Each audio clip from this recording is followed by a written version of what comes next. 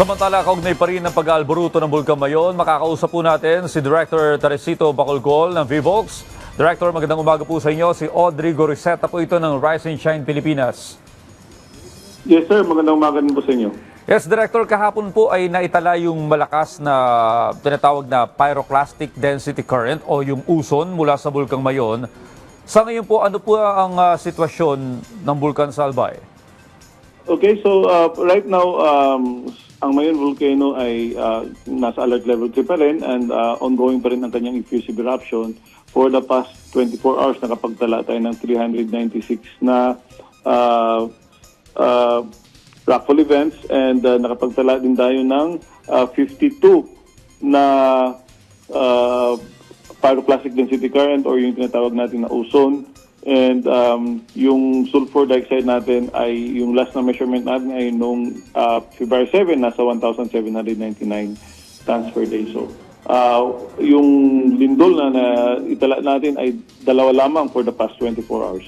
So right now again as I mentioned nasa alert level 3 pa rin and ongoing pa rin yung effusive eruption.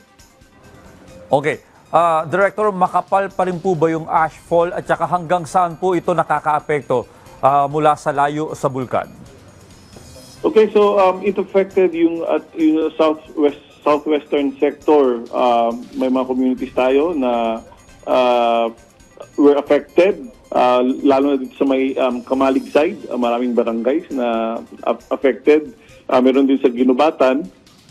But mostly nasa Kamalig side, nagkaroon ng heavy dusting and although yung other areas naman hazy lamang yung traces except doon sa barangay Sua in Kamalig na again medyo makapal-kapal.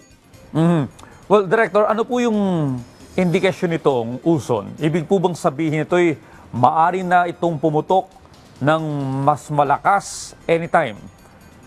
Ano po ibig sabihin nito? Paki-explain po, sir. Hindi naman. Yung ozone kasi is a combination of ash, dust, and yung mga bato na binuga ng bulkan na rumaraga sa pababa sa dalisdis ng bulkan. So, ito ay indikasyon na mayroon pa rin tayong active lava extrusion and bumabagsak sila as ozone.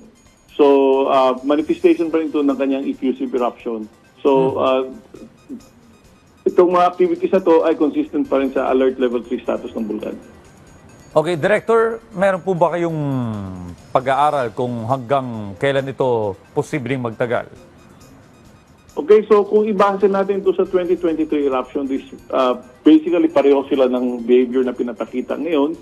This would probably take several months more. Yung during the 2023 eruption, it took 6 months. Ngayon, nasa first month pa lang tayo. So, we are in for a long haul. Kung hindi magbabago yung mga parameters na pinapakita, this may take several months more. Nako, several months. Medyo magtatagal-tagal po ito. Ano pong inyong maipapayo sa ating mga kababayan dyan? Lalo na nakita ko sa monitor, medyo makapal po talaga yung usok. At may panganib din po ito sa kalusugan. Okay, so yung payo natin sa ating mga kababayan ay, again, kapag may abo, dapat magsuot sila ng face mask. Kasi, again, delikado ito, lalo na kapag meron kang problema sa baga. Ang ashfall ay maaaring magdulot ng iritasyon sa mata at sa paghinga. Magpapababa ito ng visibility. Makakadumito na sa pagkain at tubig at kapag makapal o basa, pwedeng bumigat sa bubong at again, magdulot ng pinsala o mag-produce ng structural stress. Mm-hmm. Sabi niyo po kanina may mga naitalang mahihinang paglindol din po sa paligid ng bulkan. Posible po bang makaranas din ito sa susunod na several months, Director? Yes, every now and then meron tayong mga paglindol sa bulkan. Pero ito mga mahina lamang. In fact, again, yung kahapon 2 lamang and the previous day 8 na volcanic earthquakes. Yung pinakamaraming lindol na naitala natin was in January 22, umabot to ng 293. Pero ito yung behavior ng Mayon. Halos walang lindol ang pinapakita nito. So ibig sabihin tuloy-tuloy na yung pag-angat ng magma, wala na mga bato na binabasag. Kasi yung paglindol, manifestation yan na may mga batong binabasag yung magma, naghahanap siya ng pathway. Pero ngayon, since wala masyadong lindol, ibig sabihin tuloy-tuloy na yung pag-agos ng magma. Okay, Director, bilang panghuli, no, meron po bang banta ng lava flow dahil po sa pag-ulan, dala ng shear line? Yung lava flow is always there, regardless kung may pag-ulan o wala. Yung pinakamahaba na lava flow natin ay umabot na ng 3.1 kilometers from the summit ng bulkan. So regardless kung may pag-ulan o wala, yung lava flow ay an ongoing threat. Alright, maraming salamat po sa lahat ng impormasyon na ibinahagi niyo sa amin. Nakapalingan po natin, Director Teresito Bacolcol ng FIVOLS.